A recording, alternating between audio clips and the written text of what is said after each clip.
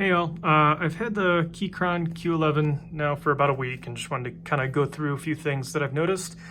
Number one, build quality, still feeling really good about it. I mean, it's just straight metal, so it's heavy, I guess. It's surprisingly heavy. Like one side weighs more than most of my other keyboards, I think, in the past. So it definitely feels nice and sturdy. All the keys, these are the Keychron Browns. They feel really good. They feel maybe a little bit smoother, a little bit quieter than my Cherry Browns, but maybe that's just me. Maybe it's just because they're new. Also, these dials feel great. Good, nice tactile click, and as you can hear, it has a nice satisfying click. I do wish maybe this was a little less pressure required to click it, just to kind of feel a little bit more like the other keys on here, but that's not a real big complaint of mine. One kind of thing that I don't like is the VIA software so far. Maybe it's just because this keyboard just came out, but it just seems like it's a little lackluster. I've reprogrammed some of my macro keys here with it, but it's just really basic stuff like holding control and the tilde, for example, or remapping a key.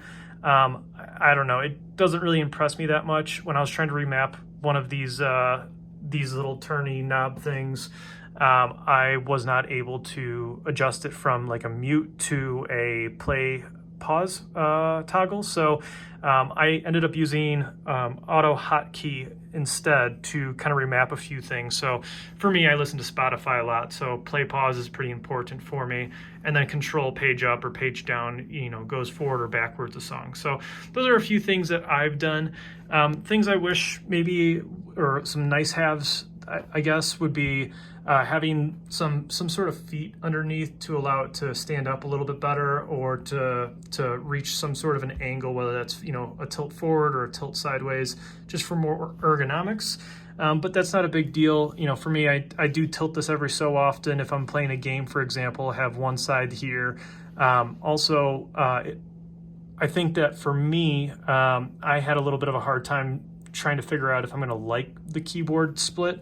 I will say, if you're really not happy about it, it does push together pretty seamlessly. You can almost tell that there can't really tell that there's much of a difference in size of the gap between the keys. So that is really helpful in case you just really don't like it. But I will say typing on this is great when you're kind of in your flow. For me, that's about as wide as I would type it.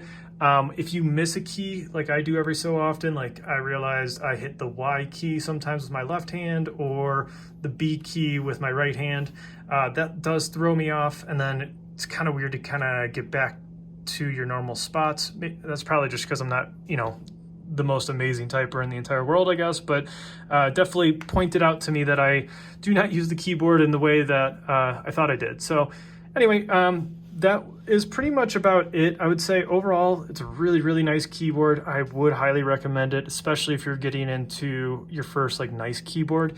I would definitely recommend this for about $220, I think is how much it costs to get shipped to the door. And that was, from China, took about 3 business days is all. So it was actually pretty quick after I ordered it. I just so happened to order it like day 2 or something, and I didn't recognize that. So that's why I got mine so quick. But anyway, overall, really, really nice. Oh, one last thing that I would say is these keycaps, I really do like them. They have a good feel to them, both in terms of the weight and I think it's double shot PBT, if I'm not mistaken, but it feels really nice. It sounds great too. What I will say though is they are a little bit more rounded than I am used to. I'm used to a little bit more flat keycaps, so I do notice that every so often, I miss because there's just the separation feels a little bit different, but that's just me personally. Again, a lot of the negatives I feel like are either the software, the VIA software, which is software, so it's updatable, or 2 is just getting used to a different format. But highly recommend it. Hopefully this helps somebody, and good luck.